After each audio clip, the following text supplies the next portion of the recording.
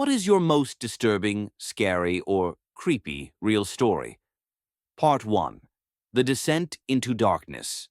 2 years ago, I had a 2-hour drive home late one night after a family reunion. I had to be up for work the next morning, so staying over wasn't an option. The route was classic nightmare fuel. Long winding stretches of road, bordered on both sides by dense, pitch-black forest. The kind of woods you only ever see in horror movies. About 45 minutes in, it hit me. You know that feeling? That sudden, overwhelming exhaustion that comes out of nowhere? I was done. I knew I couldn't safely keep going. But there was nowhere to pull over, not even a gas station or a lit-up parking lot. My eyes were getting heavy and I had a decision to make. Keep driving and risk falling asleep at the wheel, or do something stupid. Part 2. The questionable stop. I chose the stupid option. I pulled off the road onto the grassy shoulder. To avoid being spotted by the few cars that passed by, I drove a little further behind a cluster of thick bushes to hide my car. I checked the time one last time. 11:22 p.m. I reclined my seat just enough, and I was asleep almost instantly. The plan was to just grab a quick power nap, 10 or 20 minutes. It was supposed to be simple. Part 3. The first sound. Some time later, I was dragged out of a deep sleep by a sound. A scratching sound. It was muffled, coming from somewhere outside the car, near the back. I checked the clock again. 11:50 p.m. The sound stopped after only a few seconds.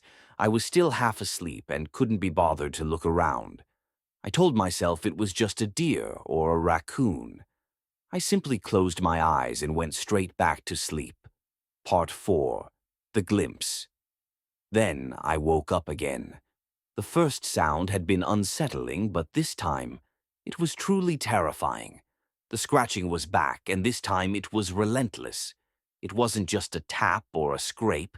It was a frantic metallic clawing at the side of my car. I looked at the clock. 12:40 a.m.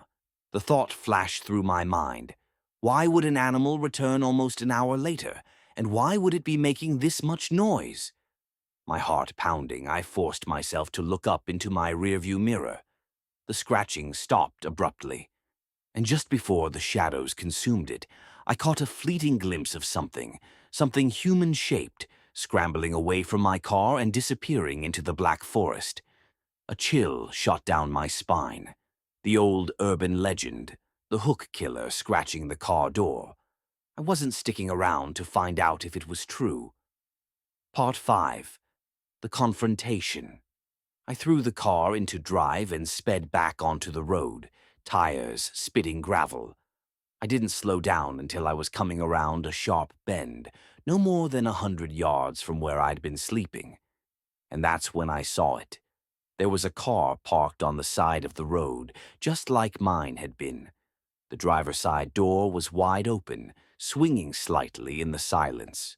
I slowed down just enough to scan the interior. Nobody was inside. I kept driving, shaking, my eyes glued to my rearview mirror. For a moment, there was nothing but the empty, dark road behind me. Then, around the bend, he appeared. A man sprinting full out down the middle of the road toward my car. He started screaming at the top of his lungs, "Hey! Hey, you! Get the out of your car! Now!" I didn't hesitate. I slammed the accelerator to the floor and got the hell out of there, never looking back until I hit the next town. I never saw the man again, but the moral of the story is burned into my mind. Never, ever sleep on the side of a deserted road.